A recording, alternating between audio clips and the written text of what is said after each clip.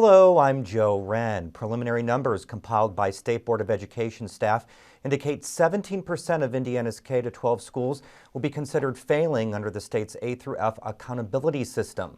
Last year, 4% of schools were considered failing. State Impact obtained the summary sent to State Board of Education members, but this data hasn't been made public. A through F grades are largely calculated with I-STEP scores earned by 3rd through 8th graders, so elementary and middle schools represent the majority of the failing schools. This year's I-STEP was new to teachers and students because it was the first assessment under Indiana's new academic standards.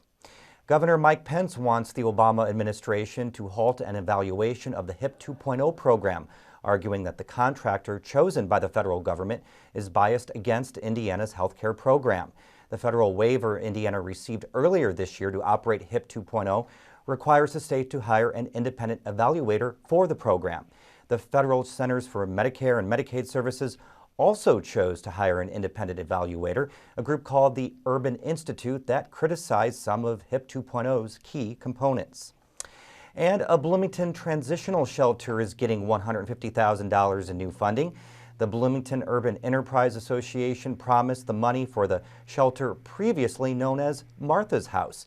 District 5 City Council member Darrell Neer said during last night's council meeting, the Shalom Center is now running the shelter. Martha's House lost its tax-exempt status last year after failing to file the proper paperwork. And now checking the forecast first for tonight, overnight lows down to 26 degrees. And in the 5-day forecast tomorrow, sunny conditions Friday and Saturday, a bit warmer, 49 Friday, 52 by Saturday, mostly cloudy, 51 by Sunday. We have more news on our website, WTIUnews.org.